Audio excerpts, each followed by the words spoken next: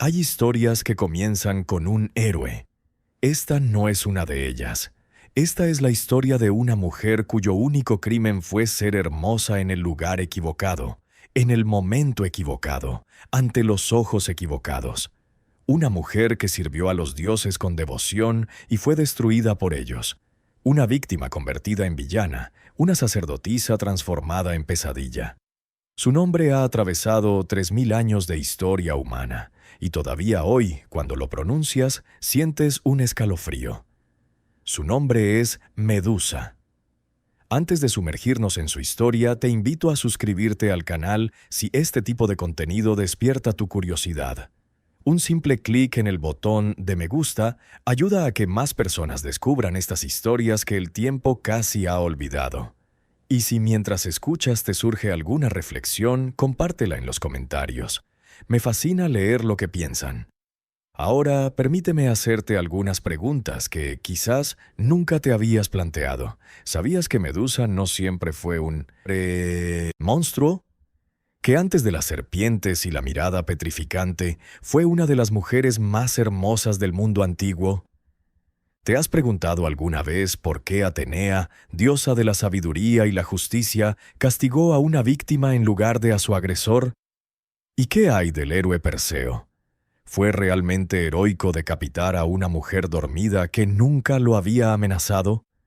La historia de Medusa es mucho más compleja de lo que los relatos infantiles sugieren. Es una historia de belleza y deseo, de violencia y castigo, de transformación y muerte. Pero también es una historia de legado, porque de la sangre de Medusa nacieron seres que cambiarían otros mitos. Y es una historia de redención, porque en nuestra época, Medusa ha sido rescatada del papel de monstruo para convertirse en símbolo de algo completamente diferente. Cierra los ojos por un momento. Siente la brisa salada del mar Egeo.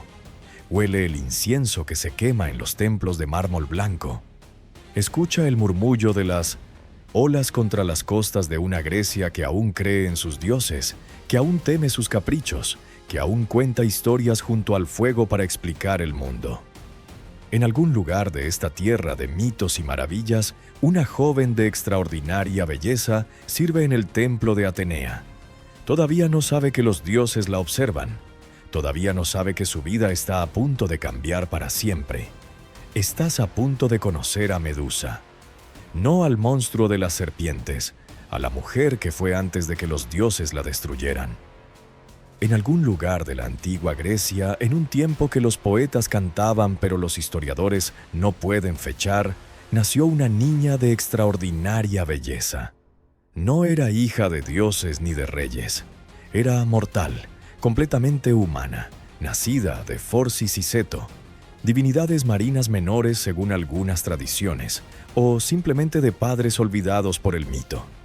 Lo que nadie olvidó fue su rostro, sus ojos, y sobre todo su cabellera dorada que brillaba como el sol sobre las olas del Egeo. Las fuentes antiguas que mencionan la belleza original de Medusa son tardías. La versión más conocida proviene de las Metamorfosis de Ovidio, poeta romano que escribió casi 1000 años después de que los griegos crearan el mito. En las versiones más antiguas, como la de Hesíodo en su Teogonía, Medusa es simplemente una de las 3 gorgonas, monstruosa desde su nacimiento. Pero la versión de Ovidio, con su arco trágico de belleza perdida, es la que ha capturado la imaginación de los siglos posteriores. Según esta versión, Medusa fue consagrada al servicio de Atenea desde temprana edad. En la Grecia antigua, las familias a veces dedicaban hijas al servicio de los templos, especialmente si la niña mostraba aptitudes para la vida religiosa o si la familia buscaba el favor divino. Las sacerdotisas de Atenea, como las vestales romanas que vendrían después, debían mantener su virginidad. El cuerpo consagrado a la diosa no podía pertenecer a ningún mortal, ni siquiera en matrimonio. Imagina el templo donde Medusa servía. Columnas de mármol se elevaban hacia el cielo azul del Mediterráneo. El suelo, pulido por generaciones de pies descalzos, reflejaba la luz de las lámparas de aceite. En el centro del santuario, una estatua de Atenea observaba con ojos de marfil y oro, la lanza en una mano, el escudo en la otra, la lechuza sagrada posada en su hombro. El olor del incienso se mezclaba con el aroma de las flores que los devotos traían como ofrenda. En este espacio sagrado, Medusa pasaba sus días. Sus tareas incluían mantener encendida la llama eterna del altar, tejer los peplos que vestirían la estatua de la diosa en las festividades y cantar los himnos que honraban a Atenea al amanecer y al atardecer. Era una vida de rutina sagrada, de paz conventual, de devoción silenciosa. Pero incluso tras los muros del templo, incluso bajo los votos de castidad, Medusa no podía esconder lo que era, extraordinariamente hermosa. Los peregrinos que visitaban el templo se detenían a mirarla. Los hombres olvidaban sus oraciones cuando ella pasaba. Las mujeres la observaban con una mezcla de admiración y envidia, y los rumores comenzaron a extenderse. Se decía que su cabello brillaba más que el oro de las ofrendas. Se decía que sus ojos eran más profundos que el mar que rodeaba las costas griegas. Se decía, en susurros que rozaban la blasfemia, que era más hermosa que Afrodita misma. Un dato fascinante. El mito de la mortal que supera en belleza a una diosa es recurrente en la mitología griega. Casiopea proclamó que su hija Andrómeda era más bella que las Nereidas, y por ello casi pierde a su hija ante un monstruo marino. Psique fue comparada con Afrodita, lo que despertó la ira de la diosa del amor. La belleza extrema en el mundo griego no era solo un don, era un peligro. Atraía la atención de los dioses, y la atención de los dioses rara vez terminaba bien para los mortales. Medusa, envuelta en sus votos y sus deberes, quizás no buscaba esa atención. Quizás solo quería servir a su diosa en paz. Pero la belleza no pide permiso, y los deseos de los dioses no conocen límites. En algún momento, en algún Olimpo lejano, ojos inmortales se posaron sobre la sacerdotisa del templo de Atenea, y esos ojos pertenecían a alguien que siempre tomaba lo que deseaba. Las consecuencias de ser demasiado bella en un mundo gobernado por dioses caprichosos estaban por revelarse. Y Medusa, la joven consagrada, la virgen del templo, estaba a punto de descubrir que ni los muros sagrados ni los votos solemnes podían protegerla de los apetitos del Olimpo. La fama de la belleza de Medusa se extendió más allá de los límites de su ciudad natal. Viajeros que regresaban de tierras lejanas hablaban de ella en los puertos. Marineros juraban que su rostro era más hermoso que el de Afrodita misma. Y en las alturas del Olimpo, donde los dioses observaban a los mortales como nosotros observamos hormigas, más de uno posó sus ojos inmortales sobre aquella joven consagrada al templo de Atenea. Para comprender lo que sucedería después, debemos entender cómo funcionaba la belleza en el imaginario griego. No era simplemente una cualidad estética, era una fuerza casi sobrenatural, capaz de desencadenar guerras y destruir ciudades. Helena de Troya, cuyo rostro lanzó 1000 naves, es el ejemplo más famoso. Pero hay decenas de mitos donde la belleza de una mortal atrae la atención divina con resultados desastrosos. Dánae fue encerrada en una torre por su padre para protegerla, pero Zeus la visitó como lluvia dorada. Europa fue secuestrada por Zeus en forma de toro. Leda fue tomada por Zeus como cisne. El patrón es claro y perturbador. Ovidio describe el cabello de Medusa como su rasgo más notable. De todas sus bellezas, ninguna era más espléndida que su cabellera. Escribe, era cabello dorado, largo, ondulado, que caía sobre sus hombros como una cascada de luz. En una cultura donde las mujeres frecuentemente cubrían sus cabezas en público, el cabello suelto de una sacerdotisa durante los rituales debió ser un espectáculo impactante. Poetas y pretendientes, según el mito, viajaban desde lejos solo para verlo. Pero entre todos los que admiraban a Medusa, uno era particularmente peligroso. Poseidón, dios de los mares, hermano de Zeus, habitante de palacios submarinos de coral y nácar, había fijado su deseo en la sacerdotisa virgen. Los griegos representaban a Poseidón como un dios temperamental, capaz de bendecir con pesca abundante o destruir con tormentas y terremotos. Su símbolo era el tridente y su animal sagrado, el caballo. Era uno de los 3 dioses más poderosos del panteón y estaba acostumbrado a obtener lo que quería. ¿Cómo llegó Poseidón a fijarse en Medusa? Las fuentes no lo especifican. Quizás la vio durante un ritual junto al mar. Quizás escuchó los rumores que los marineros extendían por sus dominios oceánicos. Quizás simplemente los dioses saben cosas que los mortales no pueden saber, y el deseo de Poseidón surgió de la nada, como surgen las olas en un mar hasta entonces tranquilo. Lo que sí sabemos es que Poseidón no era conocido por respetar límites. Su historial mitológico incluye numerosas conquistas, consentidas y no consentidas. Engendró hijos con ninfas, mortales e incluso con la tierra misma. Algunos de sus descendientes fueron héroes, otros monstruos. El Minotauro, la bestia del laberinto de Creta, era nieto suyo. Polifemo, el cíclope que Odiseo cegó, era su hijo. Poseidón dejaba un rastro de criaturas extraordinarias donde quiera que su deseo lo llevara, y su deseo lo llevó al templo de Atenea. Visualiza la escena. Las columnas proyectan sombras largas bajo la luna. El templo está en silencio. Los peregrinos se han ido. Las otras sacerdotisas duermen. Solo Medusa permanece despierta, quizás orando, quizás simplemente contemplando las estrellas desde el pórtico. El aire huele a sal marina, porque el templo está cerca del mar, y esta noche el mar está extrañamente agitado. Y entonces aparece él. ¿Cómo se presenta un dios a una mortal? ¿Con su forma verdadera, terrible e imposible de contemplar? ¿O disfrazado como Zeus tantas veces se disfrazó? Las fuentes no lo dicen. Solo sabemos que Poseidón entró en el templo de su sobrina Atenea, el santuario donde ningún hombre debía tocar a las sacerdotisas, y que lo que sucedió después destruiría la vida de Medusa para siempre. Pero antes de narrar ese momento terrible, hay que entender algo crucial.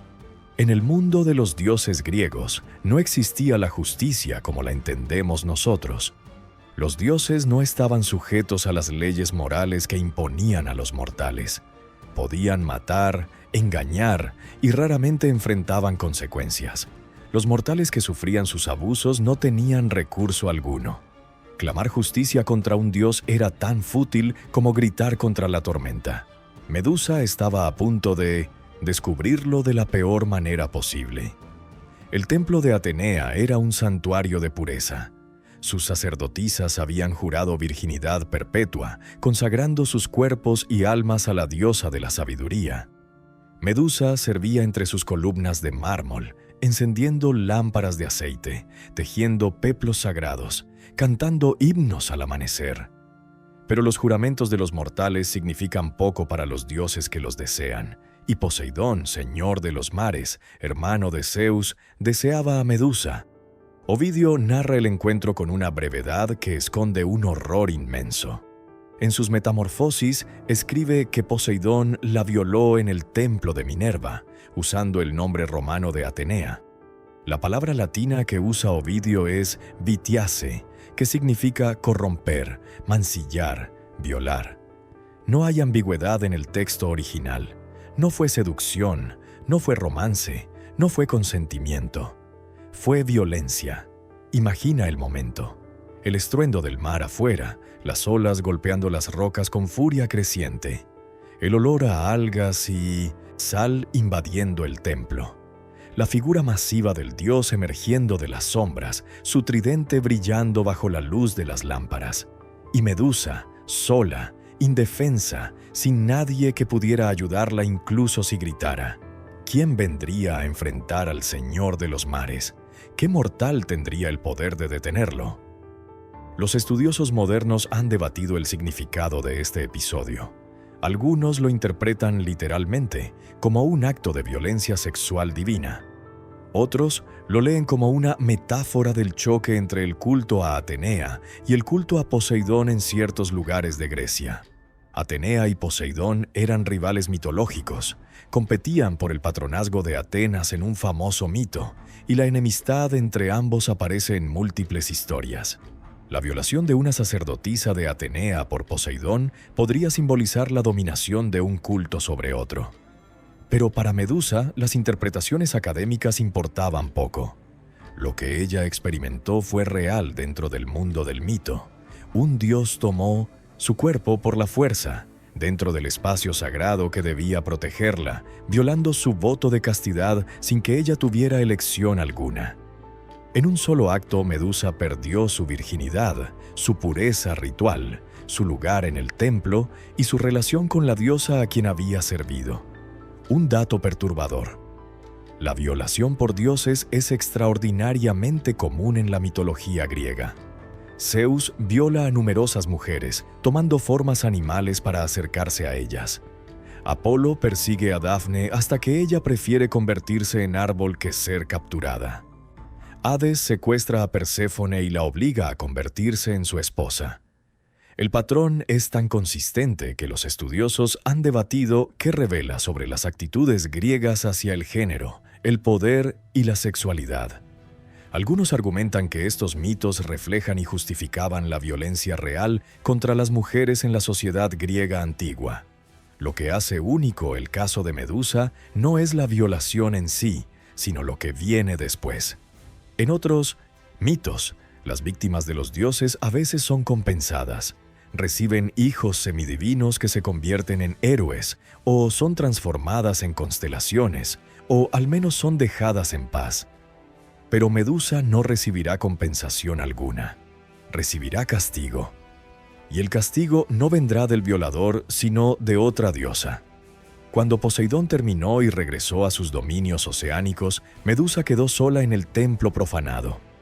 Manchada con la violencia del dios, rota en cuerpo y espíritu, quizás esperaba ¿qué? ¿Compasión? ¿Justicia? ¿Al menos comprensión? La diosa a quien había servido fielmente durante años seguramente entendería que ella no había tenido elección, que había sido víctima, no cómplice. Pero los dioses griegos no operaban bajo conceptos humanos de justicia. Y Atenea, virgen ella misma, diosa de la guerra justa y la sabiduría, tenía su propia lógica, su propia furia. Su templo había sido profanado, su sacerdotisa había perdido su pureza. Y alguien debía pagar por ello. Alguien pagó. Pero no fue Poseidón. Cuando los gritos cesaron y Poseidón regresó a sus dominios oceánicos, Medusa quedó sola en el templo profanado, manchada, rota, esperando quizás el consuelo de la diosa a quien había servido fielmente. Pero Atenea no vino con consuelo, vino con furia, y esa furia incomprensiblemente no se dirigió contra el dios violador, sino contra la mujer violada. Este es el elemento del mito que más indigna a los lectores modernos, y con razón. ¿Por qué Atenea castigó a la víctima en lugar del perpetrador? Los antiguos no ofrecen explicaciones satisfactorias. Ovidio simplemente narra el castigo sin justificarlo moralmente. Otros autores ni siquiera mencionan la violación, presentando a Medusa como monstruo desde el principio. Pero si aceptamos la versión de Ovidio, debemos confrontar la injusticia en el corazón del mito. Algunas interpretaciones intentan suavizar la crueldad de Atenea. Quizás la diosa no podía castigar a su tío, Enchoscrasi, Poseidón, uno de los 3 dioses más poderosos del Olimpo. Los dioses olímpicos evitaban conflictos directos entre ellos. La última guerra entre dioses, la titanomaquia, casi había destruido el cosmos. Castigar a Poseidón habría significado un enfrentamiento que Atenea, por poderosa que fuera, quizás no podía ganar. Otras interpretaciones sugieren que Atenea, virgen perpetua que rechazaba toda sexualidad, simplemente no distinguía entre violación y seducción. Para una diosa que nunca había experimentado el deseo ni la vulnerabilidad física, toda pérdida de virginidad podía parecer igualmente contaminante. El templo había sido profanado. La sacerdotisa ya no era pura. Eso era todo lo que importaba. Hay incluso interpretaciones que presentan la transformación como un regalo retorcido. Al convertir a Medusa en un monstruo cuya mirada petrificaba, Atenea le estaba dando el poder de que ningún hombre pudiera volver a tocarla. Nadie se atrevería a acercarse. Nadie volvería a desearla. Estaría protegida para siempre, aunque el precio fuera perder su humanidad y vivir en aislamiento eterno. Pero ninguna de estas interpretaciones elimina la injusticia fundamental. Medusa no eligió ser hermosa. No invitó la atención de Poseidón. No pudo resistir a un dios. Y sin embargo, fue ella quien perdió todo: su belleza, su humanidad, su hogar, su futuro. Poseidón siguió reinando sobre los mares, engendrando hijos, recibiendo sacrificios. Medusa se convirtió en un monstruo exiliado, destinada a ser cazada y decapitada por un héroe que ni siquiera conocía su historia. Visualiza el momento del castigo. Medusa, todavía temblando por la violación, quizás arrodillada en el suelo del templo, quizás intentando limpiarse, quizás simplemente paralizada de horror. Y entonces la luz cambia, el aire se vuelve más frío. Una presencia divina llena el santuario, pero no es la presencia reconfortante de las plegarias respondidas. Es ira, es juicio, es condena. Atenea aparece en toda su terrible majestad. Los ojos grises de la diosa, que los poetas llamaban ojos de lechuza, se fijan en la sacerdotisa caída. No hay compasión en esa mirada. No hay reconocimiento del sufrimiento. Solo hay una palabra quizás, o quizás ni siquiera eso. Quizás solo un gesto, un movimiento de la mano divina, y el destino de Medusa queda sellado. Un dato que invita a la reflexión: el castigo de Atenea a Medusa ha sido interpretado por feministas modernas como una representación de cómo las sociedades patriarcales culpan a las víctimas de agresión sexual. La mujer violada es vista como contaminada, impura, deshonrada, mientras el violador escapa sin consecuencias. El mito de Medusa, leído desde esta perspectiva, no es solo una historia de monstruos y héroes. Es una denuncia, consciente o inconsciente, de una injusticia que persiste hasta nuestros días. Pero para Medusa, en ese momento mítico, no había teorías ni interpretaciones. Solo había dolor, transformación y el comienzo de una existencia que ya no podría llamarse vida. La transformación fue instantánea y terrible. Los cabellos dorados de Medusa, aquellos que los poetas habían comparado con rayos de sol, se retorcieron y sisearon, convirtiéndose en serpientes vivas. Su piel, antes suave como pétalos de rosa, se endureció en escamas verdosas. Y sus ojos, aquellos ojos que habían cautivado a dioses inmortales, adquirieron un poder que nadie había poseído antes ni poseería después: convertir en piedra a cualquiera que los mirara directamente. Las representaciones artísticas de Medusa han variado enormemente a lo largo de los siglos. En el arte griego arcaico, las gorgonas eran representadas con rostros grotescos, lenguas colgantes, colmillos de jabalí y a veces barbas. Eran figuras apotropaicas, diseñadas para ahuyentar el mal, y aparecían frecuentemente en escudos, frontones de templos y objetos de uso cotidiano. La famosa máscara gorgónica era un símbolo de protección, paradójicamente derivado de una imagen de terror. Pero con el paso de los siglos, las representaciones de Medusa cambiaron. En el arte clásico y helenístico, comenzó a aparecer como una mujer hermosa con serpientes en lugar de cabello, más trágica que terrorífica. Esta evolución visual refleja quizás el desarrollo del mito, de monstruo primordial a víctima transformada. Las esculturas de Medusa bella que han sobrevivido muestran rostros serenos, casi melancólicos, como si la piedra misma llorara por la mujer que alguna vez fue. Imagina lo que debió sentir Medusa en los primeros momentos después de la transformación. El peso extraño en su cabeza, los movimientos que no controlaba, los siseos que surgían de su propia cabellera. Quizás levantó las manos para tocarse el rostro y encontró escamas donde antes había piel suave. Quizás intentó gritar y el sonido que salió de su garganta ya no era humano. Quizás buscó un espejo, un reflejo en el agua de una fuente sagrada, y vio por primera vez lo que se había convertido. ¿Podía llorar todavía? ¿Las gorgonas tenían lágrimas? Las fuentes no lo dicen. Lo que sí sabemos es que ya no podía quedarse en el templo, ya no podía servir a Atenea, ya no podía estar entre humanos sin convertirlos en estatuas de piedra con solo mirarlos. El poder que Atenea le había dado, o impuesto, era una maldición que la condenaba a la soledad absoluta. Un dato fascinante. La sangre de Medusa, según algunos mitos, tenía propiedades mágicas contradictorias. La sangre que fluía del lado izquierdo de su cuerpo era un veneno mortal. La sangre del lado derecho era capaz de resucitar a los muertos. Asclepio, el dios de la medicina, supuestamente usó sangre de Medusa para curar enfermedades y devolver la vida. Incluso en su transformación monstruosa, Medusa contenía tanto muerte como sanación, destrucción y regeneración. Las serpientes de su cabellera merecen atención especial. En la mitología griega, las serpientes eran criaturas ctónicas, asociadas con la tierra, el inframundo y los misterios de la muerte y el renacimiento.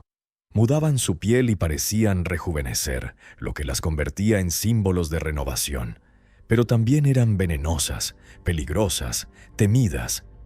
Al transformar el cabello de Medusa en serpientes, Atenea la conectó con fuerzas primordiales más antiguas que los dioses olímpicos, fuerzas que pertenecían a una Grecia anterior, más salvaje, más misteriosa. Y luego estaba el poder de su mirada. La petrificación es un castigo extraño si lo piensas.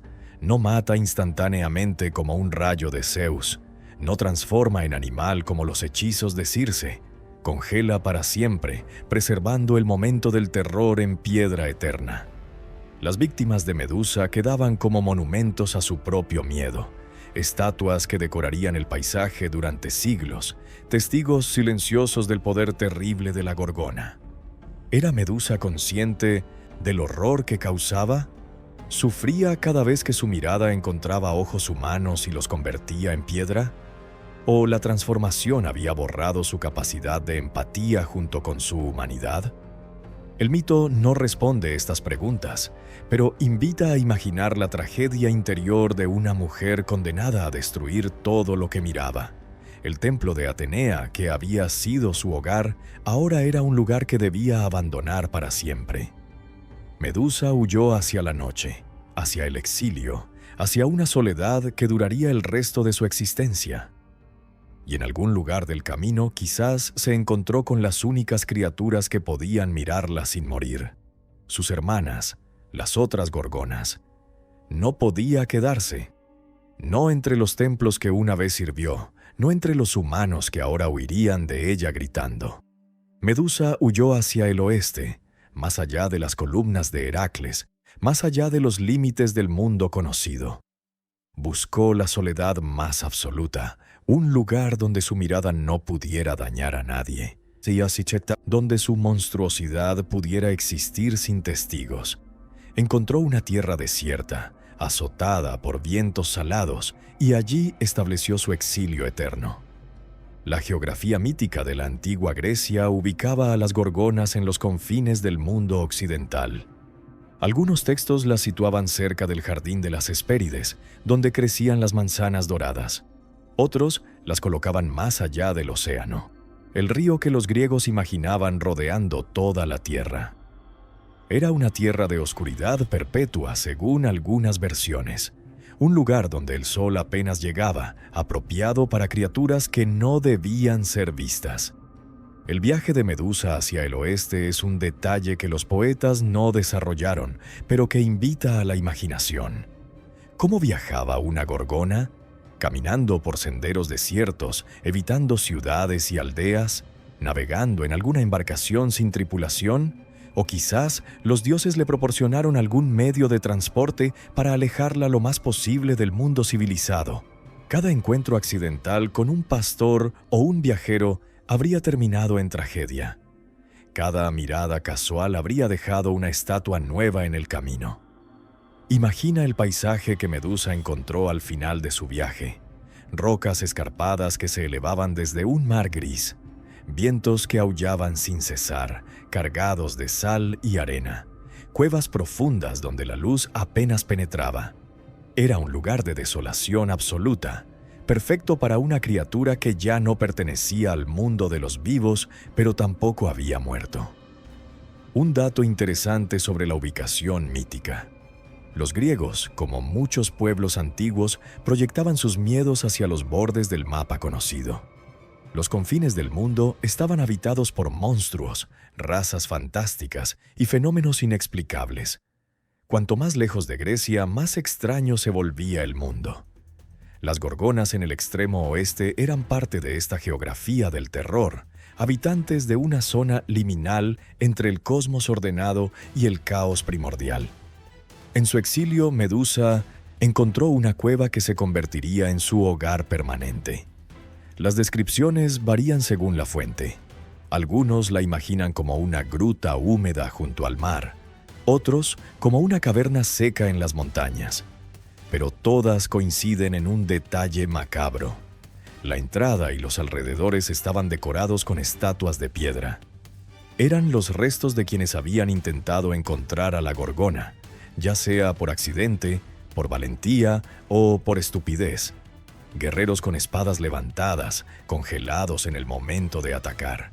Aventureros con expresiones de horror, petrificados antes de poder huir. Quizás algún pastor desafortunado que se había alejado demasiado de su rebaño. Cada estatua era un recordatorio del poder de Medusa, una advertencia para quienes pudieran acercarse, y también, quizás, una compañía terrible para una mujer que ya no podía tener otra. ¿Hablaba Medusa con las estatuas? ¿Les contaba su historia, sabiendo que no podían responder, pero tampoco podían huir? ¿O simplemente existía en silencio, escuchando el viento y los siseos de sus propias serpientes, esperando? ¿Qué? ¿La muerte? ¿El olvido? ¿La redención? El exilio de Medusa duró años, quizás décadas, quizás siglos. El tiempo funciona de manera extraña en los mitos. Lo que sabemos es que durante todo ese tiempo no estuvo completamente sola. Dos figuras la acompañaban, tan monstruosas como ella, pero diferentes en un aspecto crucial. Sus hermanas, Esteno y Euríale, compartían su destierro, y a diferencia de Medusa, ellas eran inmortales. Medusa no estaba completamente sola. Tenía dos hermanas, Esteno y Euríale, pero aquí el mito revela una crueldad adicional. Sus hermanas eran inmortales, gorgonas desde su nacimiento, monstruosas por naturaleza divina. Solo Medusa era mortal. Solo ella había sido humana. Solo ella podía morir. Las tres habitaron juntas en los confines del mundo, pero el destino de Medusa sería radicalmente diferente al de sus hermanas eternas. La genealogía de las gorgonas es compleja y varía según la fuente. Hesíodo, en su Teogonía, las presenta como hijas de Forcis y Ceto, divinidades marinas primordiales. Forcis era un anciano del mar, hermano de Nereo, y Ceto era una diosa de los monstruos marinos, cuyo nombre significa simplemente monstruo del mar o ballena. De esta unión nacieron criaturas terribles, las gorgonas, las grayas y posiblemente otros seres como Equidna, madre de muchos monstruos griegos. Esteno, cuyo nombre significa la fuerte, era la mayor de las tres hermanas.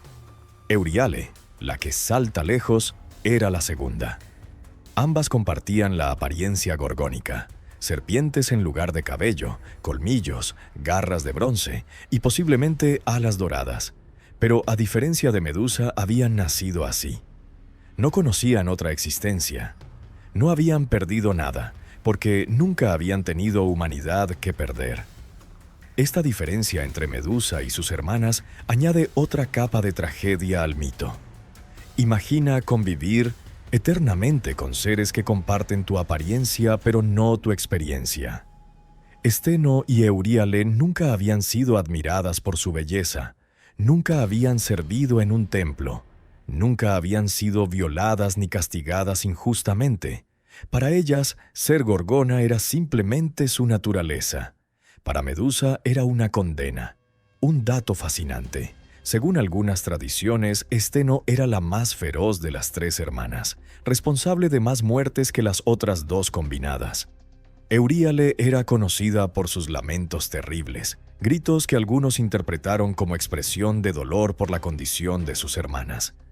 Medusa, la única mortal, era paradójicamente la más famosa, precisamente porque su mortalidad la hacía vulnerable, y esa vulnerabilidad la convertiría en objetivo de héroes. ¿Cómo era la vida cotidiana de las 3 gorgonas en su exilio? Las fuentes guardan silencio sobre esto.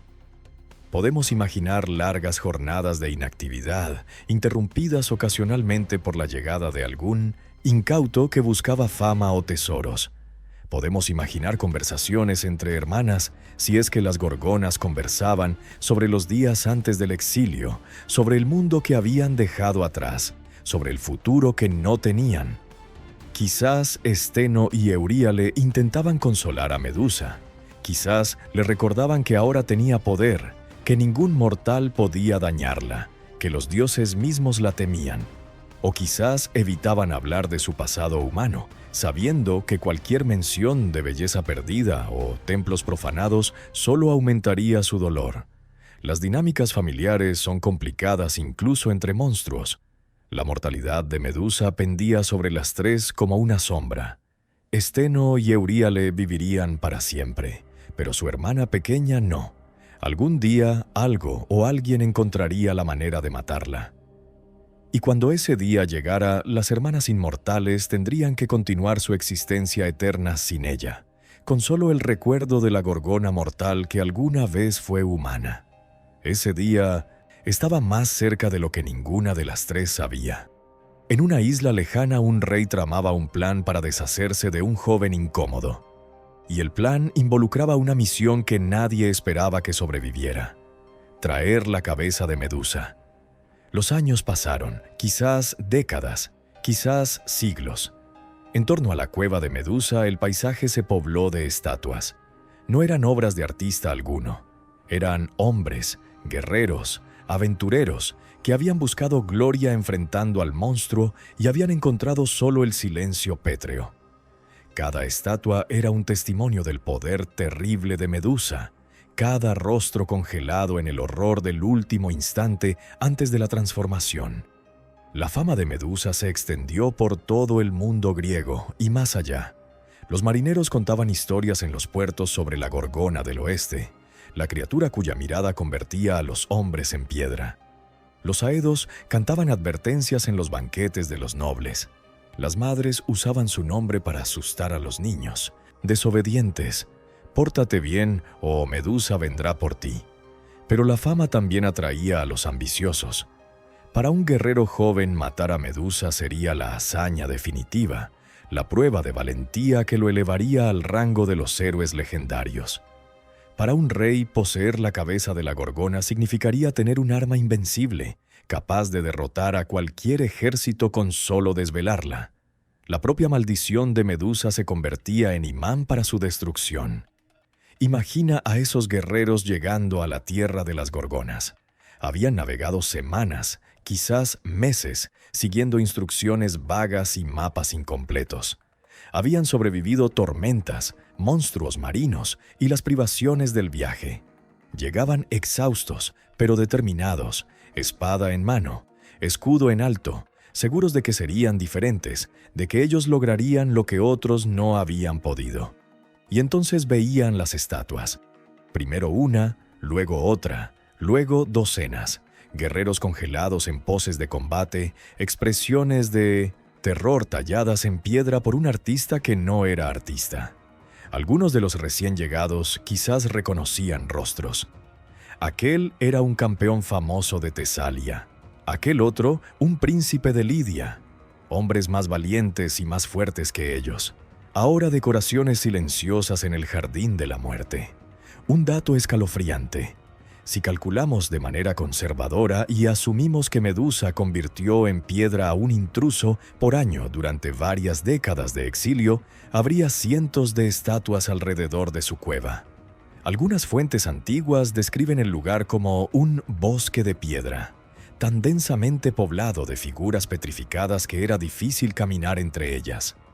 Era un cementerio donde nadie estaba enterrado. Un museo donde todas las obras eran tragedias. Algunos de los que llegaban quizás ni siquiera buscaban fama. Quizás eran simplemente viajeros perdidos, náufragos arrastrados a la costa equivocada, pastores que se alejaron demasiado siguiendo a una oveja extraviada. Para ellos, el encuentro con Medusa no era el clímax de una búsqueda heroica, sino un accidente absurdo. La mala suerte de mirar en la dirección equivocada en el momento equivocado. Medusa cazaba a sus víctimas o simplemente las esperaba. El mito no es claro. Algunas representaciones la muestran como depredadora activa, persiguiendo a los intrusos por su territorio. Otras sugieren que permanecía en su cueva y la petrificación ocurría cuando alguien entraba buscándola. Quizás variaba según su humor o según la amenaza percibida. Lo que es seguro es que Medusa estaba atrapada en un ciclo infinito. Su poder la protegía de cualquier ataque directo, pero también le impedía tener cualquier contacto significativo con otros seres. Era invencible e intocable, pero también absolutamente sola. Cada visitante era un recordatorio de la humanidad que había perdido, y cada petrificación añadía otra estatua a su colección de soledad. Los reinos de Grecia aprendieron a evitar el oeste lejano. Las rutas marítimas se desviaron para no acercarse a la tierra de las Gorgonas. El nombre de Medusa se convirtió en sinónimo de peligro absoluto, de lugares que ningún hombre cuerdo debía visitar. Pero había hombres que no tenían elección. Había misiones que parecían diseñadas para ser fatales, y un joven príncipe sin reino estaba a punto de recibir exactamente una de esas misiones. En la isla de Sérifos, un rey llamado Polidectes tramaba una maldad. Deseaba a Dánae, madre del joven Perseo, pero el hijo se interponía en sus planes. Para deshacerse de él, Polidectes ideó una trampa disfrazada de desafío heroico. Ordenó a Perseo traer la cabeza de Medusa como regalo de bodas. Era una misión imposible, diseñada para enviar al joven a una muerte segura. La historia de Perseo comienza antes de su nacimiento. Su madre, Dánae, era hija del rey Acricio de Argos. Un oráculo había profetizado que el hijo de Dánae mataría a su abuelo, así que Acricio encerró a su hija en una torre de bronce para asegurarse de que nunca tuviera hijos. Pero los muros de bronce no podían detener a Zeus. El rey de los dioses visitó a Dánae en forma de lluvia dorada, y de esa unión nació Perseo. Aterrorizado por la profecía, Acricio no se atrevió a matar directamente a su hija y nieto, temiendo la ira de Zeus. En cambio, los encerró en un cofre de madera y los arrojó al mar, dejando su destino en manos de los dioses. Pero el cofre no se hundió. Las olas lo llevaron hasta las costas de Sérifos, donde un pescador llamado Dictis lo encontró y rescató a madre e hijo. Dictis era hermano del rey Polidectes, pero tan diferente de él como la luz de la oscuridad. Mientras Dictis era bondadoso y honrado, Polidectes era ambicioso y sin escrúpulos. Acogió a Dánae y Perseo en su corte, pero sus motivos no eran generosos. Deseaba a Dánae, y cada año que pasaba su deseo se convertía más en obsesión. El problema era Perseo. El joven había crecido fuerte y valiente, y protegía a su madre con feroz determinación. Mientras Perseo estuviera presente, Polidectes no podía forzar a Dánae a convertirse en su esposa. Necesitaba alejar al joven y, preferiblemente, eliminarlo permanentemente. Un dato sobre la astucia de Polidectes. Fingió estar interesado en otra mujer, Hipodamía, y anunció que pediría su mano. Solicitó a todos los nobles de su reino que contribuyeran con regalos para la boda. Perseo, que no tenía riquezas, prometió impulsivamente traer cualquier regalo que el rey pidiera, incluso la cabeza de la gorgona. Era exactamente lo que Polidectes esperaba. Había manipulado al joven para que él mismo se condenara a muerte. Visualiza el momento del encargo. La sala del trono de Sérifos, modesta comparada con los palacios del continente, pero decorada con la pretensión de un rey que se cree más grande de lo que es. Polidectes en su trono, una sonrisa satisfecha apenas oculta. Perseo de pie ante él, joven, orgulloso, sin saber que acaba de caer en una trampa. Y quizás en algún rincón Dánae observando con horror, comprendiendo lo que su hijo no comprende, que lo han enviado a morir. Perseo tenía aproximadamente 15 o 16 años según la mayoría de las tradiciones. Era prácticamente un niño por nuestros estándares, aunque en el mundo antiguo ya se consideraba un hombre en edad de combatir. No tenía entrenamiento especial, no tenía armas mágicas, no tenía ni siquiera un mapa que lo llevara a la tierra de las gorgonas. Todo lo que tenía era el orgullo herido de quien ha hecho una promesa imposible, y la sangre divina de Zeus corriendo por sus venas. Pero esa sangre divina haría toda la diferencia. Porque mientras Polidectes celebraba su victoria anticipada, los dioses del Olimpo observaban, y dos de ellos decidieron intervenir. Atenea, la misma diosa que había maldecido a Medusa, y Hermes, el mensajero de los dioses, descendieron para ayudar al joven héroe. Misión imposible estaba a punto de volverse posible. Pero Perseo no era un joven cualquiera. Era hijo de Zeus, concebido cuando el rey de los dioses visitó a Dánae en forma de lluvia dorada. Y los dioses protegen a los suyos. Atenea, la misma diosa que había maldecido a Medusa, ahora armaba al héroe que la destruiría. Hermes, el mensajero alado, se unió a la causa. Los dioses que habían creado al monstruo ahora creaban a su verdugo. La aparición de Atenea y Hermes a Perseo marca un momento crucial en la narrativa. El joven que partió de Sérifos desesperado y solo, quizás ya resignado a su muerte, de repente descubre que tiene aliados poderosos. Las fuentes difieren sobre cómo ocurrió este encuentro.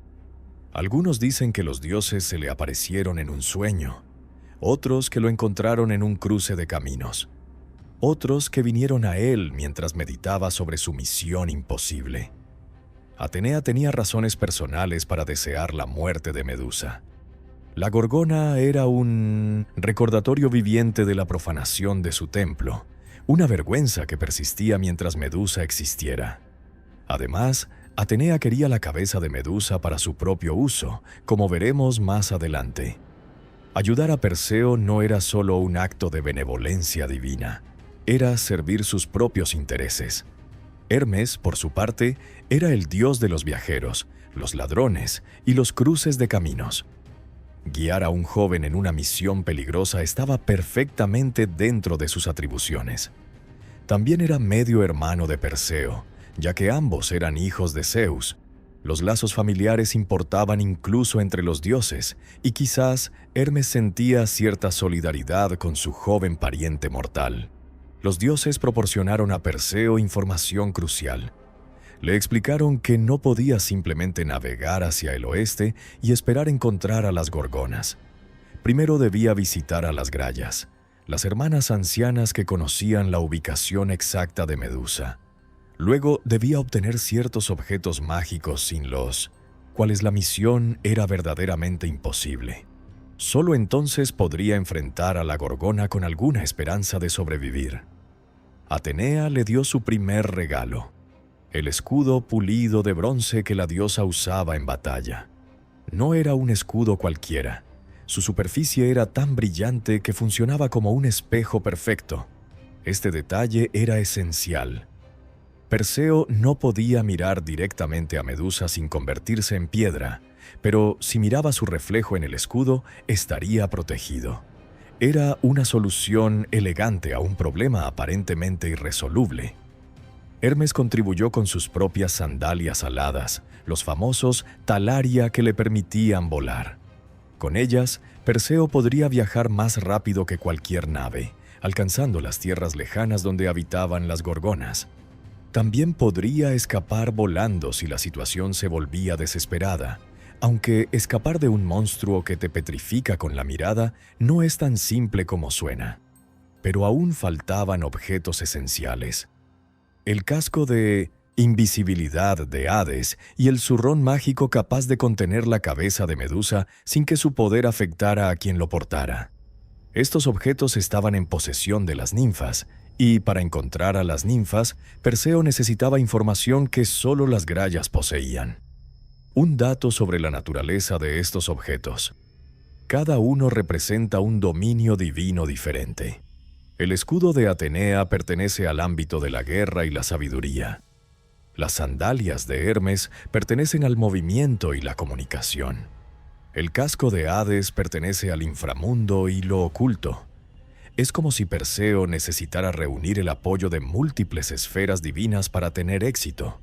Un solo dios no bastaba. Se requería una coalición celestial. Armado con las instrucciones de los dioses, el escudo de Atenea y las sandalias de Hermes, Perseo emprendió la primera etapa de su misión. Su destino: encontrar a las grallas y arrancarles el secreto que guardaban. El joven, que había partido de Sérifos como una víctima de la manipulación real, ahora se transformaba en héroe. La historia de Medusa estaba a punto de cruzarse con la suya, con consecuencias que ninguno de los dos podía anticipar. Cada objeto que Perseo recibió era una obra maestra de la artesanía divina. El escudo pulido de Atenea, brillante como un espejo. Las sandalias aladas de Hermes que permitían volar sobre tierras y mares. El casco de Hades que otorgaba invisibilidad total. Y la harpe, una hoz curva de adamantino, el único metal capaz de cortar la carne inmortal. Con estas armas, lo imposible se volvía apenas posible. Antes de continuar con la narrativa, vale la pena detenerse en estos objetos mágicos, porque cada uno revela algo sobre la concepción griega del heroísmo y el poder. Un héroe griego no triunfaba solo por su fuerza o valentía, necesitaba ayuda divina, objetos especiales, conocimiento secreto. El héroe solitario que vence por mérito propio es un concepto más moderno. En el mundo antiguo, la victoria dependía de conexiones, favores y herramientas que los mortales comunes no podían obtener. El escudo de Atenea merece especial atención. Los griegos lo llamaban aegis y las descripciones varían según la fuente. Algunos lo describen como un escudo convencional de bronce pulido. Otros lo presentan como una coraza o capa hecha con la piel de la cabra amaltea que había amamantado a Zeus en su infancia. En cualquier caso, era un objeto de poder divino, capaz de aterrorizar a los enemigos y proteger a quien lo portaba.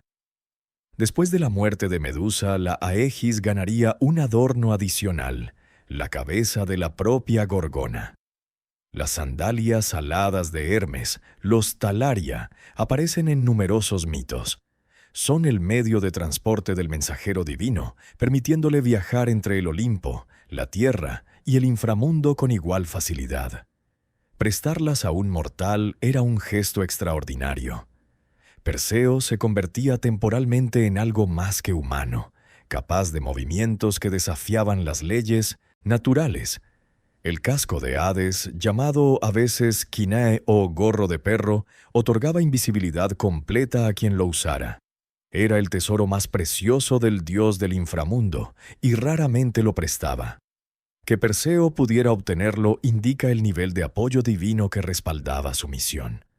Con este casco podría acercarse a Medusa sin ser visto, eliminando la ventaja principal de la Gorgona: su capacidad de petrificar a cualquiera que la mirara antes de que pudiera atacar. La harpe es quizás el objeto más intrigante. Era una espada curva, similar a una hoz, con un gancho pronunciado en el filo. Según algunas tradiciones, era la misma arma que Cronos había usado para castrar a su padre Urano, el cielo primordial.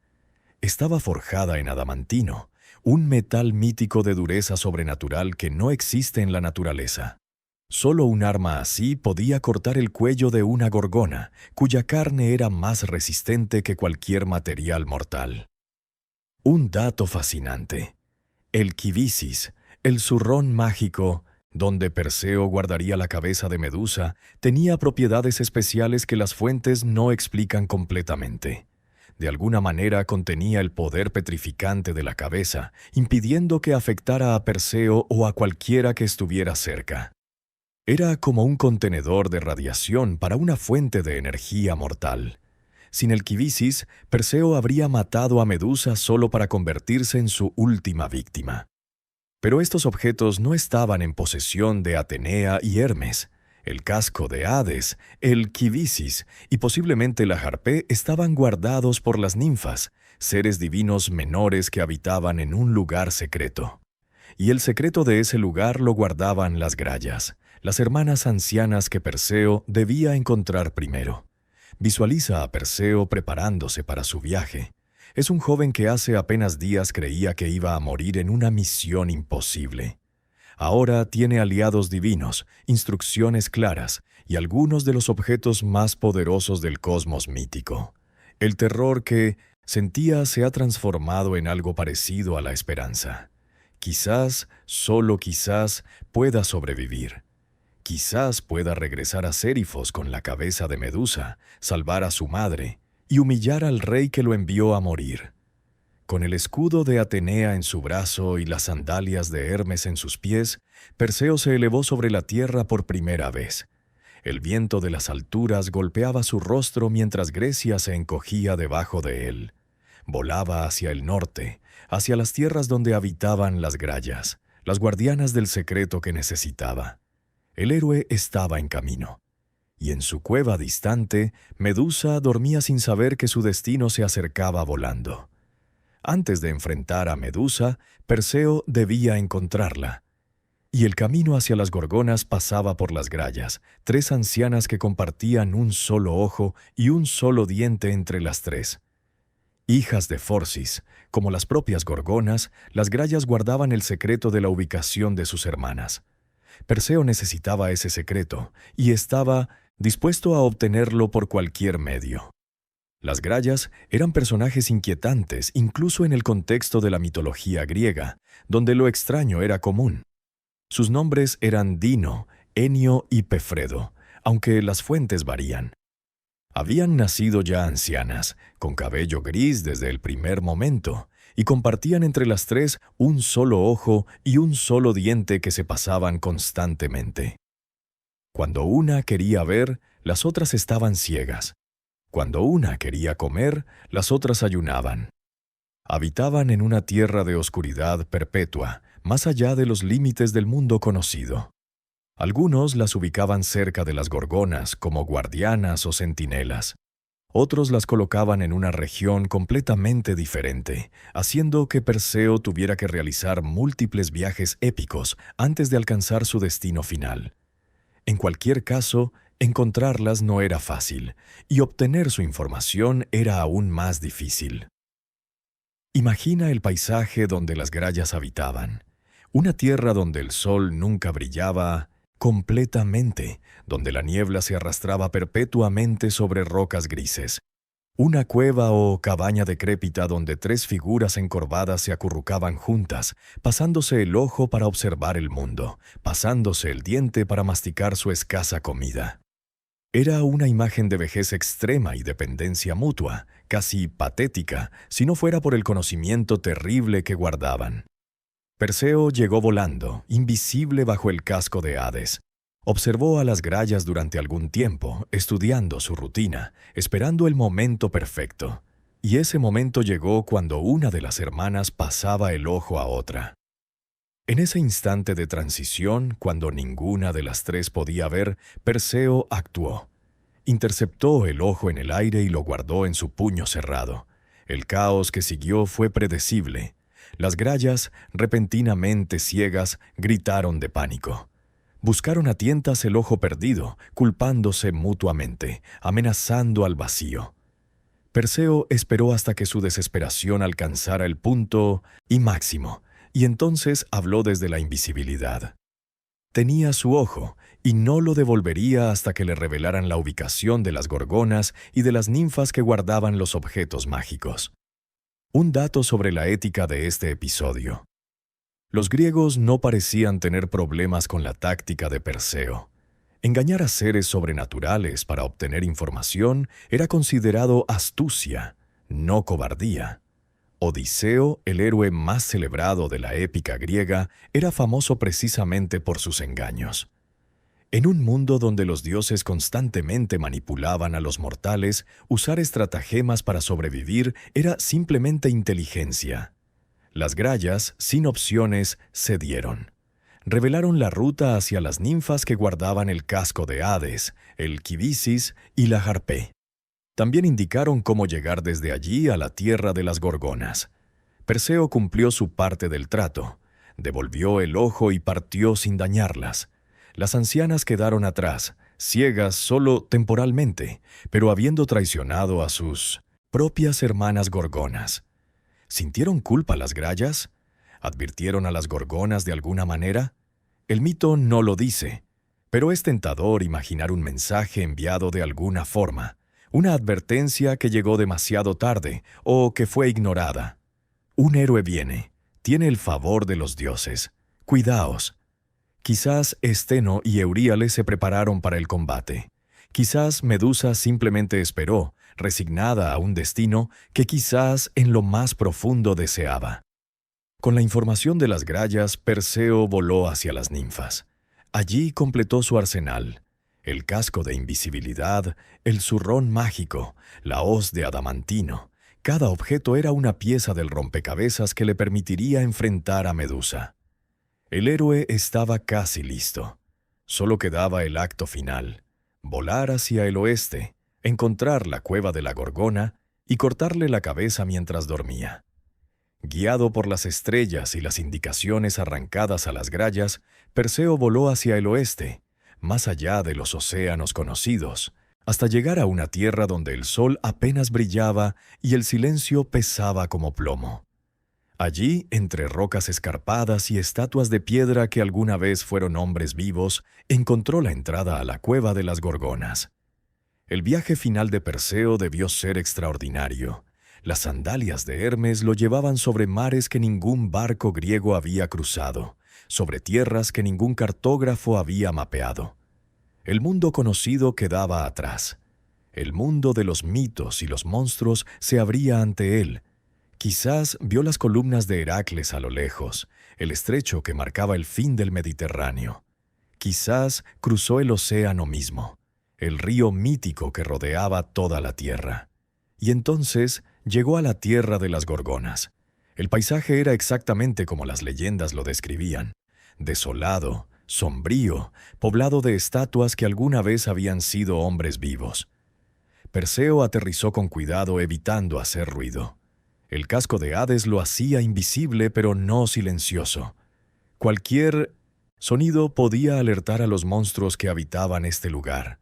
Imagina lo que Perseo vio mientras caminaba entre las estatuas: guerreros con armaduras de bronce, congelados en posturas de ataque, aventureros con expresiones de terror, manos levantadas en un gesto inútil de protección. Quizás algún rostro que reconoció de historias escuchadas en Sérifos. Aquel era el famoso cazador de Tesalia, este otro el príncipe perdido de Micenas. Cada estatua era una advertencia, un recordatorio de lo que le esperaba si cometía un solo error.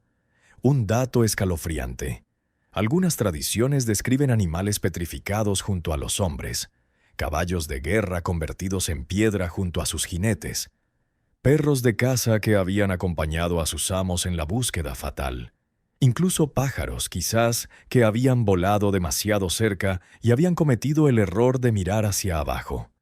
El poder de Medusa no discriminaba. Todo lo que tenía ojos era vulnerable. Perseo avanzó con el escudo de Atenea alzado ante él, usándolo como espejo.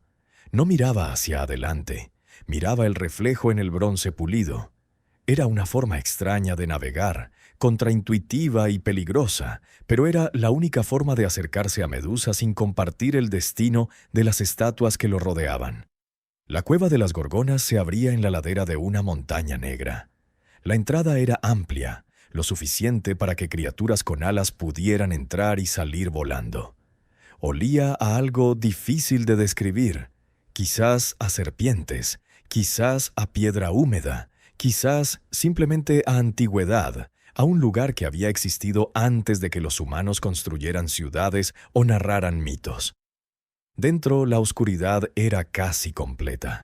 Pero los ojos de Perseo, adaptados por alguna gracia divina, podían distinguir formas en las sombras. Y allí estaban, 3 figuras durmiendo sobre el suelo de piedra. Las serpientes de sus cabelleras yacían quietas, enrolladas sobre sí mismas.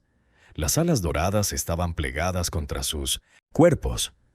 Parecían casi pacíficas, como si la monstruosidad pudiera descansar. ¿Cuál era Medusa? Las 3 gorgonas se veían similares en la penumbra, pero Perseo sabía lo que buscaba. La única mortal, la única que podía morir. Según algunas tradiciones, Atenea misma guió su mano señalando a la víctima correcta. Según otras, Perseo simplemente supo, con esa certeza que los héroes míticos parecen poseer en los momentos cruciales. Y entonces se acercó, invisible, silencioso, con la carpea alzada. Medusa dormía. Las serpientes de su cabello estaban quietas. Su rostro, reflejado en el escudo, parecía casi humano en reposo, casi hermoso a pesar de las escamas. Quizás soñaba. Quizás, en sus sueños, todavía era la sacerdotisa del templo de Atenea, con cabello dorado y ojos que no mataban. Nunca lo sabríamos, porque Perseo levantó la hoz de adamantino y el sueño de Medusa estaba a punto de terminar para siempre. Medusa dormía. Las serpientes de su cabellera yacían quietas, enroscadas sobre sí mismas. Su rostro terrible estaba relajado, casi pacífico. Quizás soñaba con los días en que fue humana, con el templo donde sirvió, con la belleza que una vez poseyó.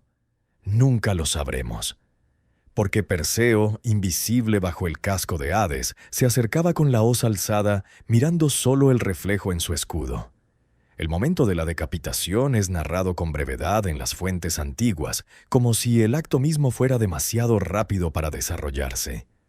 Un golpe de la harpé y la cabeza de Medusa se separó de su cuerpo. No hubo lucha, no hubo resistencia.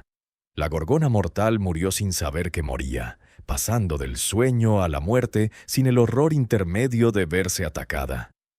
¿Es esto misericordia? Podría argumentarse que sí. Medusa había sufrido tanto en vida: la violación, la transformación, el exilio, la soledad de siglos rodeada de estatuas que había creado involuntariamente. Al menos su muerte fue instantánea y sin dolor. No tuvo que ver el rostro de su asesino, no tuvo que experimentar el terror que ella misma había causado a tantos. Pero también podría argumentarse que es el colmo de la injusticia. Medusa no fue derrotada en combate justo.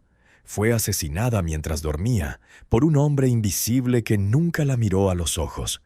Todas las ventajas estaban del lado de Perseo: objetos divinos, información privilegiada, el elemento de sorpresa total.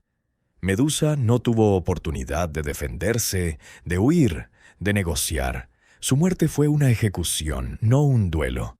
Un dato que invita a la reflexión. En la narrativa heroica griega, este tipo de victoria no se consideraba deshonrosa. La astucia era tan valorada como la fuerza bruta. Odiseo derrotó al cíclope mediante engaño, no mediante combate directo. Los griegos conquistaron Troya con el ardid del caballo de madera, no con asalto frontal. Perseo hizo lo que debía hacer para sobrevivir y completar su misión. Juzgarlo con estándares modernos de juego limpio sería anacrónico. Pero lo que sucedió inmediatamente después de la decapitación transformó el momento de muerte en algo más complejo. Del cuello cortado de Medusa, del torrente de sangre divina que brotó, emergieron 2 seres que nadie esperaba. El vientre de Medusa había guardado un secreto durante todo su exilio. Estaba embarazada desde la violación de Poseidón, y solo ahora en la muerte sus hijos podían nacer. Imagina la escena. La cueva oscura, el cuerpo decapitado de Medusa, la sangre derramándose sobre la piedra, y de esa sangre surgiendo como si la muerte fuera un segundo útero, dos figuras imposibles. Un caballo con alas, blanco como la nieve, que relinchó y se sacudió los restos del nacimiento. Un guerrero con una espada de oro en la mano que abrió los ojos por primera vez. Perseo apenas tuvo tiempo de procesar lo que veía. Guardó la cabeza de Medusa en el quibisis, el zurrón mágico que contenía su poder. Las serpientes del cabello de la gorgona todavía se movían, todavía siseaban, todavía eran letales, pero dentro del quibisis estaban contenidas, incapaces de hacer daño. Las hermanas de Medusa despertaron con el tumulto. Esteno y Euríale abrieron los ojos, vieron el cuerpo decapitado de su hermana y lanzaron gritos de furia y dolor que resonaron por toda la tierra desolada. Se lanzaron tras el asesino, pero Perseo ya estaba volando, invisible y rápido como el pensamiento. Las gorgonas inmortales no podían alcanzarlo, no podían vengarse, solo podían llorar a su hermana muerta y maldecir al héroe que había escapado. Detrás de él, en la cueva, quedaba el cuerpo sin cabeza de Medusa, y junto a él los seres que habían nacido de su muerte. Pegaso, el caballo alado que volaría hacia el Olimpo, y Crisaor, el guerrero dorado que engendraría su propia línea de monstruos y héroes. La muerte de Medusa no era solo un final, era un comienzo. Cuando la Harpé cortó el cuello de Medusa, algo extraordinario sucedió. Del torrente de sangre que brotó no surgió solo muerte, sino vida. Dos seres emergieron del cuerpo decapitado: Pegaso, el caballo alado de pelaje blanco como la nieve, y Crisaor, un guerrero con espada de oro. Eran los hijos de Poseidón, concebidos en aquella violación terrible, nacidos solo cuando su madre murió. Este detalle del mito es de los más extraños y fascinantes. La biología mítica no sigue las reglas de la biología real. Medusa había estado embarazada durante todo su exilio, quizás durante siglos, y los hijos dentro de ella no habían nacido hasta que la decapitación abrió el camino. Era como si la transformación en gorgona hubiera suspendido el embarazo, congelándolo en un estado perpetuo, esperando la muerte para liberarse. Pegaso se convertiría en una de las criaturas más famosas de la mitología griega. El caballo alado voló directamente al monte Helicón, donde golpeó la tierra con su casco y creó la fuente Hipocrene, sagrada para las musas. Más tarde sería domado por otro héroe, Belerofonte, quien lo montaría para derrotar a la quimera. Eventualmente, Pegaso ascendería al Olimpo y se convertiría en el portador del rayo de Zeus. Su imagen persiste hasta hoy como símbolo de inspiración poética y libertad. Un dato curioso sobre Pegaso: su nombre probablemente deriva de Pegé, la palabra griega para fuente o manantial, debido a su asociación con fuentes sagradas. Otras etimologías lo conectan con Pegasos, el que salta. En cualquier caso, es uno de los pocos seres míticos que ha mantenido una imagen consistentemente positiva a través de los milenios. Hijo de una violación y un monstruo, Pegaso se convirtió en símbolo de todo lo elevado y noble. Crisaor es menos conocido, pero igualmente interesante. Su nombre significa el de la espada de oro, y nació adulto y armado, listo para el combate. Se casó con la oceánide Calirró y engendró a Gerión, el gigante de 3 cuerpos que Heracles mataría en su 10º trabajo, y posiblemente a Equidna, la madre de muchos monstruos. A través de Crisaor, la sangre de Medusa fluyó hacia generaciones de criaturas míticas. Es paradójico. Medusa, la mujer convertida en monstruo, cuyos hijos fueron concebidos en violencia y nacieron en muerte, dio origen a seres que poblarían los mitos durante generaciones. Pegaso, símbolo de belleza y libertad. Gerión, prueba para el mayor héroe griego. La quimera, la hidra, Cerbero, quizás todos descendientes de la sangre gorgónica. Medusa murió, pero su legado genético persistió, ramificándose por toda la mitología. Visualiza el momento del nacimiento. La cueva oscura, el cuerpo sin cabeza de Medusa derramando sangre divina, y de esa sangre surgiendo un caballo alado que relincha hacia el cielo y un guerrero que alza su espada dorada. Es una imagen de violencia y belleza mezcladas, de muerte que engendra vida, de tragedia que produce maravilla. Es, quizás, la mejor metáfora del mito de Medusa.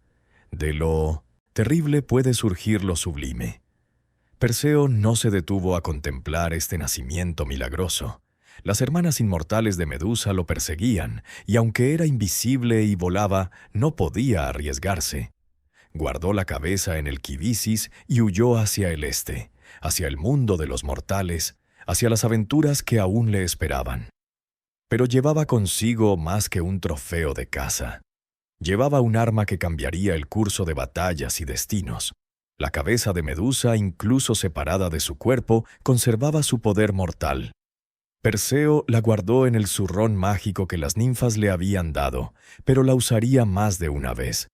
En su viaje de regreso, la cabeza de la gorgona se convertiría en arma decisiva, transformando en piedra a gigantes, monstruos marinos y a un rey que merecía su destino pétreo. El viaje de regreso de Perseo está lleno de episodios donde la cabeza de Medusa resulta crucial. El más famoso involucra a Atlas, el titán condenado a sostener el cielo sobre sus hombros. Cuando Perseo le pidió hospitalidad, Atlas se negó groseramente, quizás temiendo una profecía que predecía su ruina a manos de un hijo de Zeus. Perseo, ofendido, le mostró la cabeza de Medusa, y Atlas se convirtió en la cordillera del Atlas en el norte de África, tan gigantesca que su cumbre sostenía el cielo. Luego vino el rescate de Andrómeda. La princesa etíope había sido encadenada a una roca como sacrificio a un monstruo marino, castigo por la vanidad de su madre Casiopea, quien había proclamado que Andrómeda era más hermosa que las Nereidas. Perseo, volando sobre el mar, vio a la joven encadenada. Se enamoró instantáneamente y negoció con sus padres. La salvaría a cambio de su mano en matrimonio. El monstruo marino emergió de las profundidades, dispuesto a devorar a su víctima. Perseo lo enfrentó no con la cabeza de Medusa inicialmente, sino con la arpé y sus propias habilidades de combate. Pero cuando la bestia resultó más resistente de lo esperado, Perseo recurrió a su arma definitiva, un momento de exposición de la cabeza gorgónica, y el monstruo se convirtió en una formación de coral que supuestamente aún existe en las costas del Mar Rojo. Un dato interesante: la sangre que goteó de la cabeza de Medusa durante el vuelo sobre África dio origen a las serpientes venenosas del desierto libio, según algunas tradiciones. Cada gota que tocaba la arena se convertía en una víbora, áspid o cobra. Era como si el poder de Medusa siguiera generando peligro incluso después de su muerte, como si su esencia monstruosa no pudiera ser completamente contenida. Perseo se casó con Andrómeda y emprendió el regreso a Sérifos, donde su madre, Dánae, aún estaba prisionera de los deseos del rey Polidectes. El viaje incluyó paradas en varios reinos, donde Perseo fue recibido como héroe. La fama de sus hazañas lo precedía. Había matado a la gorgona, había rescatado a una princesa, había transformado a un titán en montaña. Era exactamente el tipo de historia que los griegos amaban contar. Pero la aventura no había terminado. Al llegar a Sérifos, Perseo descubrió que Polidectes no había abandonado su acoso a Dánae. Al contrario, la había llevado al palacio y la mantenía bajo coacción, esperando que el paso del tiempo y la supuesta muerte de Perseo debilitaran su resistencia. El rey ni siquiera creyó que Perseo había regresado. Estaba convencido de que la misión había sido fatal. Imagina la escena en el salón del trono de Sérifos. Polidectes celebrando un banquete con sus nobles, quizás burlándose del joven que había enviado a morir. Y entonces entra Perseo, vivo contra toda probabilidad, con un saco en la mano. Polidectes exige ver la prueba de la misión cumplida, esperando exponer a Perseo como mentiroso. y Perseo, con una sonrisa que debió ser terrible, abre el quibisis y levanta la cabeza de Medusa. El rey y todos sus nobles leales se convirtieron en piedra en un instante. El banquete de celebración se transformó en un salón de estatuas, congeladas para siempre en expresiones de incredulidad y terror. Perseo había cumplido su misión de maneras que Polidectes nunca anticipó. La cabeza que debía traer como regalo de bodas se convirtió en el instrumento de su venganza. Cumplida su misión y liberada su madre, Perseo entregó los objetos divinos a quienes se los habían prestado. Pero la cabeza de Medusa no volvió a la tierra de donde vino. Perseo la ofreció a Atenea, y la diosa la colocó en el centro de su égida, el escudo divino que la protegía en batalla. Así, el rostro de la mujer que Atenea había castigado se convirtió en el símbolo de su poder. Este final para la cabeza de Medusa es profundamente irónico. La misma diosa que la había maldecido, que la había transformado de mujer hermosa en monstruo terrible, ahora usaba su rostro como protección y arma. La víctima se convertía en herramienta del victimario. La tragedia de Medusa se perpetuaba incluso después de su muerte, su imagen forzada a servir eternamente a quien la había destruido. Los griegos llamaban gorgoneion a la representación de la cabeza de Medusa. Era un símbolo apotropaico, es decir, un símbolo destinado a ahuyentar el mal. Paradójicamente, la imagen más terrorífica imaginable se usaba como protección. La encontramos en escudos de guerreros, en los frontones de templos, en monedas, en joyas, en objetos cotidianos. Medusa estaba en todas partes, mirando desde el arte griego con sus ojos que ya no petrificaban pero que seguían perturbando. Visualiza la égida de Atenea con el gorgoneion incorporado. El escudo divino, posiblemente hecho con la piel de la cabra amaltea, con la cabeza de Medusa en su centro. Las serpientes del cabello todavía parecían moverse en las representaciones artísticas. Los ojos todavía parecían mirar con intensidad terrible. Y Atenea, la diosa virgen de la guerra y la sabiduría, portaba este trofeo de una victoria que no era suya, de una muerte que ella no había causado directamente, pero que había hecho necesaria. Un dato fascinante sobre la difusión del gorgoneion. Se han encontrado representaciones de Medusa en lugares tan distantes como las estepas rusas y las costas de España. La imagen viajó con los comerciantes griegos, con los colonizadores, con los ejércitos. Se adaptó a contextos locales, fusionándose a veces con divinidades locales. La cara terrorífica de la gorgona se convirtió en uno de los símbolos más reconocibles del mundo antiguo. Los romanos adoptaron el gorgoneion con igual entusiasmo. Minerva, su equivalente de Atenea, también portaba la cabeza de Medusa. Los emperadores la usaban como símbolo de poder. Los soldados la llevaban en sus armaduras. El símbolo sobrevivió incluso al fin del paganismo. Formas del gorgoneion aparecen en iglesias cristianas medievales, despojadas de su significado religioso original, pero conservando su fuerza visual. Perseo, habiendo entregado la cabeza, se despidió de la historia de Medusa. Su propia leyenda continuó. Fundó Micenas.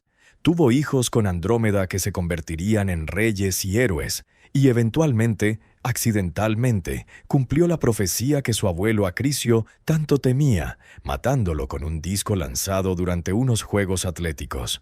La vida de Perseo fue larga y llena de hazañas, pero siempre sería recordado primero como el matador de Medusa.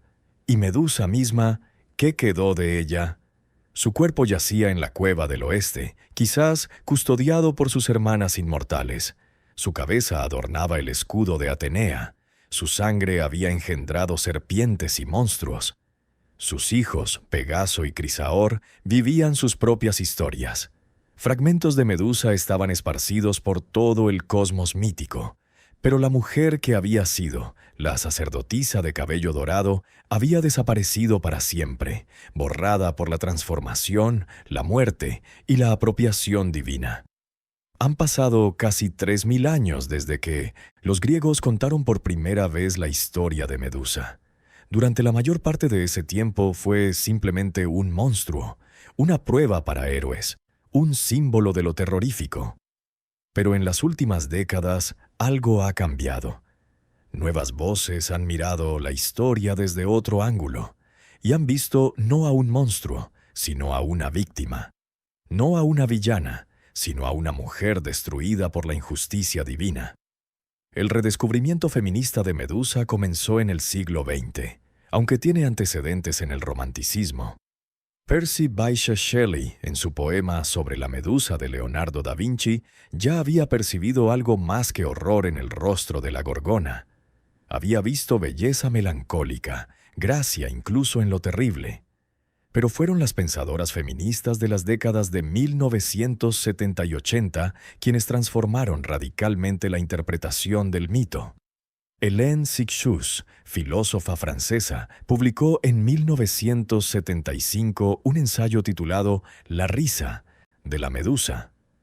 En él argumentaba que la imagen de Medusa había sido usada durante milenios para silenciar a las mujeres, para convertir la feminidad en algo monstruoso y peligroso. Pero si mirábamos a Medusa directamente, sin el espejo del patriarcado, descubriríamos que no era horrible. Era hermosa y estaba riendo. Cixous invitaba a las mujeres a reclamar a Medusa como símbolo de poder femenino, no de terror masculino. Esta reinterpretación se extendió rápidamente por la cultura. Artistas comenzaron a representar a Medusa no como monstruo derrotado, sino como figura de resistencia. Escultoras crearon versiones donde Medusa sostenía la cabeza de Perseo, invirtiendo la narrativa tradicional.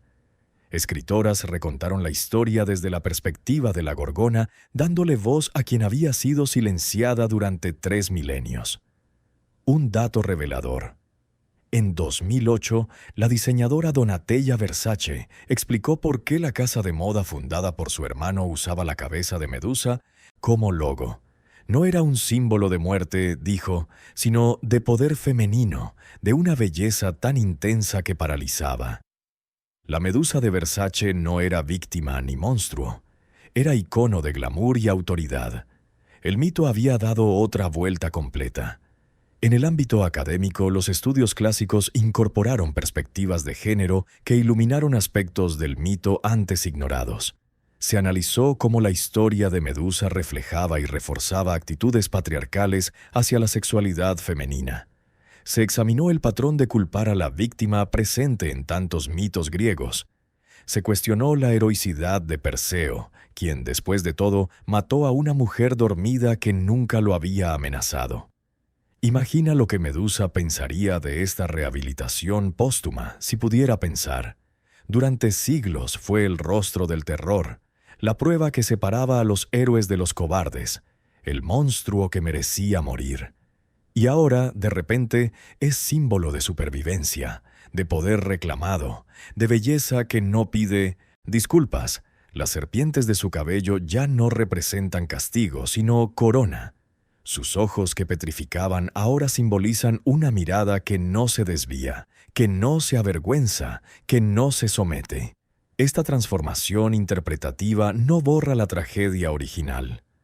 Medusa sigue siendo una mujer violada y castigada injustamente. Sigue siendo asesinada mientras duerme. Sigue siendo apropiada por la diosa que la destruyó. Pero ahora esa tragedia se reconoce como tal, no como aventura heroica. El sufrimiento de Medusa finalmente se nombra como sufrimiento, no como preludio necesario para la gloria de un hombre. Un dato contemporáneo. En octubre de 2020, una estatua de Medusa sosteniendo la cabeza de Perseo fue instalada frente al Palacio de Justicia de Nueva York. La obra del artista argentino Luciano Garbati se convirtió en símbolo del movimiento contra el acoso sexual. Medusa, la víctima que fue culpada, ahora se alzaba triunfante frente a los tribunales, reclamando una justicia que los dioses griegos le negaron. Pero no todos celebran esta reinterpretación. Algunos argumentan que imponer lecturas modernas a mitos antiguos distorsiona su significado original. Los griegos no tenían conceptos de consentimiento o culpar a la víctima, tal como los entendemos hoy. Juzgar sus historias con estándares contemporáneos puede ser anacrónico. El mito de Medusa funcionaba dentro de un sistema de creencias donde los dioses eran caprichosos y los mortales, impotentes. Otros señalan que la reinterpretación feminista puede simplificar una historia compleja. Medusa no es solo víctima, también es asesina de cientos de hombres, la mayoría de los cuales no tenían culpa alguna de su sufrimiento. El pastor que la miró por accidente no merecía convertirse en piedra. ¿Podemos celebrarla como símbolo de poder sin reconocer el daño que causó? Estas tensiones interpretativas no tienen resolución fácil y quizás no deberían tenerla. Los mitos perduran precisamente porque son lo suficientemente ricos para sostener lecturas múltiples, contradictorias, evolutivas. La Medusa del siglo XXI no es la Medusa de Ovidio, que no era la Medusa de Hesíodo. Cada época encuentra en ella lo que necesita encontrar. Lo que es innegable es que Medusa ha sobrevivido. 3000 años después de que los griegos comenzaran a contar su historia, seguimos hablando de ella, debatiendo sobre ella, representándola en arte, literatura, cine, moda. El monstruo que debía ser olvidado una vez que el héroe lo derrotara se ha convertido en uno de los personajes más perdurables de la mitología occidental. Perseo es una nota a pie de página. Medusa es el titular. Y quizás esa sea la verdadera redención. No una disculpa divina que nunca llegará, no una resurrección imposible, sino esto: que su historia siga contándose, que su nombre siga pronunciándose, que su rostro siga mirándolos desde escudos y logotipos y estatuas y pantallas. Medusa fue silenciada en vida, pero en muerte encontró una voz que resuena a través de los milenios. Es una voz de dolor, de injusticia, de poder terrible, pero también de resistencia. No la pudieron borrar, no la pudimos olvidar, y eso tal vez es victoria suficiente. Y así llegamos al final de esta historia que no es solo una historia. Es un espejo, si me permites la ironía, en el que cada época ha visto reflejadas sus propias obsesiones y temores. Los griegos vieron un monstruo que debía ser vencido. Los romanos vieron un símbolo de protección. El Renacimiento vio una alegoría artística. Y nosotros, hoy, quizás, vemos algo diferente. Hemos caminado junto a Medusa desde su juventud, como sacerdotisa de extraordinaria belleza, hasta su transformación en la criatura más temida del mundo antiguo. Hemos presenciado la injusticia de su castigo, la soledad de su exilio, la violencia de su muerte. Hemos visto nacer a Pegaso de su sangre derramada y hemos seguido su cabeza hasta el escudo, de la diosa que la destruyó. Es una historia de belleza y horror, de víctima y monstruo, de muerte que engendra vida. Pero más allá de los eventos míticos, ¿qué nos dice Medusa sobre nosotros mismos? Quizás nos habla de cómo tratamos a quienes sufren violencia, culpándolos en lugar de protegerlos, transformándolos en peligros en lugar de reconocerlos como heridos.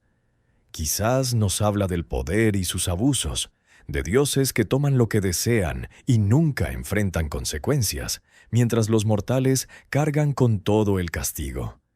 Quizás nos habla simplemente de la complejidad de ser humano, de cómo podemos ser simultáneamente víctimas y victimarios, inocentes y peligrosos.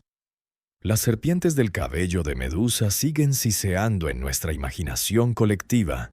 Su mirada petrificante sigue encontrando nuevos significados en cada generación. No es solo un monstruo de la antigüedad, es un símbolo vivo, mutante, que se transforma con cada mirada que le dirigimos, y quizás eso sea lo más extraordinario del mito. Que una historia contada hace 3000 años siga siendo relevante, debatida, reinterpretada. Si cierras los ojos ahora puedes imaginarla. No el monstruo de serpientes y colmillos, sino la mujer que fue antes. Joven, hermosa, devota, sirviendo en un templo de mármol blanco, encendiendo lámparas de aceite, cantando himnos al amanecer, sin saber que los dioses la observaban, sin saber lo que vendría. Había una persona antes del monstruo, Una historia antes de la leyenda, un corazón antes de la piedra. Quizás la próxima vez que veas la imagen de Medusa en un museo, en un logo, en una película, la mires de otra manera, no como el horror que debe evitarse, sino como el recordatorio de una injusticia antigua que resuena hasta hoy. No como el trofeo de un héroe, sino como el rostro de alguien que mereció mejor destino. Gracias por acompañarme en este viaje a través del mito.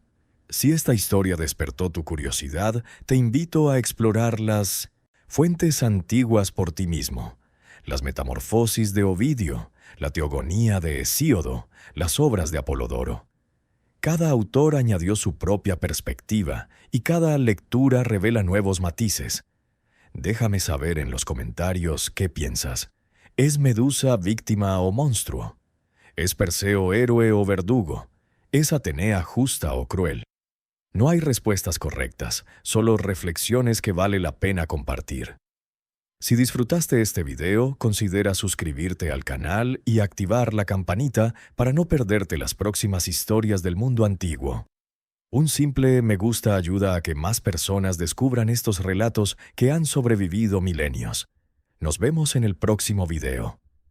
Y recuerda, a veces, para entender verdaderamente una historia, hay que atreverse a mirar directamente a los ojos del monstruo. Que la sabiduría de los antiguos te acompañe.